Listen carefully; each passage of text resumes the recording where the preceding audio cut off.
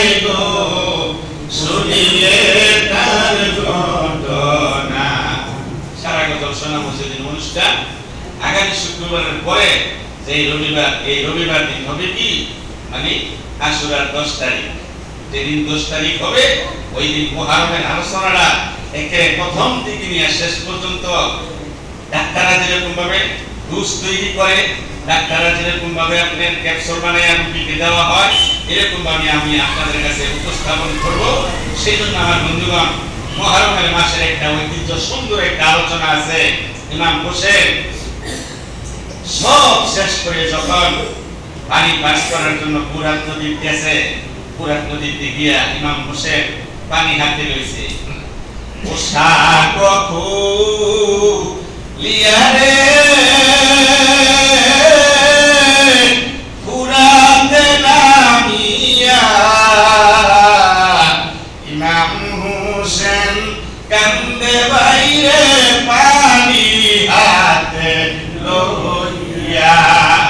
আমার ভাইরা, পানি পানি করে ইমাম হোসেন নবীর বংশে সব মানুষ যখন শহীদ হয়ে গেল, এজিদের বাহিনী সব কাফের মুশরিক শেষ করে ইমাম হোসেন ফুরাত নদীতে গেছে পানি পান করার জন্য। দুই হাতে তুলিয়া রে পানি দিলেন যে বেলিয়া, দুই হাতে তুলিয়া রে পানি দিলেন যে বেলিয়া। এজিদের সৈন্য এসে ধরিল গিয়া রে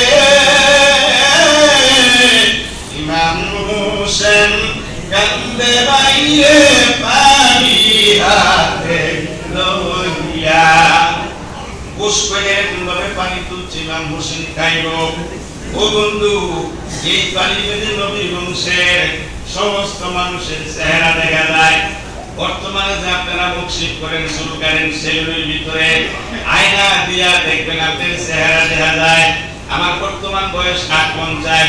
আমরা যখন ছোট সময় চুল কাটছি, বিভিন্ন বাজারে দেখবেন নাপিতেরা পালাকেরা মাথারে না দুই ঠেঙ্গা সিট দেয়া এরকম ভাবে চাচ্ছে। ওই যুগে কিন্তু আয়না ছিল না। হাজার হাজার বছর আগে মানুষ কিভাবে মানুষের ছবি দেখছে, মানুষের রূপ দেখছে। একটা বাসনের মধ্যে পানি লইয়া পানিটার দিকে তাকাইলে তার ছবি দেখা গেছে। আস্তে আস্তে বিজ্ঞানীরা আবিষ্কার করছে গ্লাস। আমার বন্ধুগণ, ওই দিকে যাওয়ার আমার কথা না। এবার ইমাম হোসেন আর পানি পান করছে না। এই পানির জন্য নবী বংশের সমস্ত মানুষ মারা গেল। ওই দিন আমার ছেলে মেয়ে, ওই দিন আমার নাতি পুতি সব কিছু। ইমাম হোসেন কান্দে। আমার মেয়েরা হাসান বলল জহর খাইয়া হোসেন শহীদ কারবালা,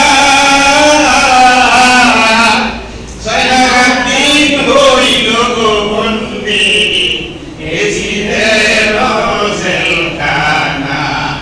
সবার কথা চিন্তা করে ইমাম হোসেন আস্তে আস্তে ফুরাত নদীর পাড়ে দিয়া হাঁটতেছে। হাঁটতে হাঁটতে হাঁটতে হাঁটতে ইমাম হোসেন পড়ে গেছে নদীর পার।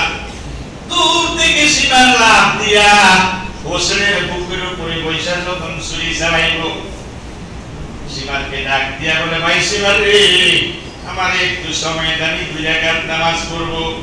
মাটিতে তায়াম্মুম করে ফুরাত নদীর পাড়ে ইমাম হোসেন দাঁড়াইছে, 2 রাকাত নামাজ পড়বো। ওই দিনটা ছিল শুক্রবার দিন, জুমার দিন। ইমাম হোসেন ফুরাত নদীর পাড়ে দাঁড়াইয়া ডাক দিয়া কান্দে, আমার কেউ নাই রে এ ভুব সংসারে, সব হারাইয়া কান্দি আমি কারবালার ময়দানে, আমার কেউ নাই রে। আগামী শুক্রবার দিন আমি জুমার আলোচনা আপনাদের কাছে মুহররমের আলোচনা করব। যেই দিন আশুরা মুহররমের 10 তারিখ, সেই দিন পুরো আলোচনাটা করব। আপনাদেরকে আমি মাইকে জানাই দিব। যেদিন চাঁদ উদয় হয় সেদিন আমি জানাই দিব। মুহররমের সাথে কয়টা রোজা, কি নামাজ, সম্পূর্ণ কিছু জানাই দিলে আপনারা সবাই কি বেজান না খুশি?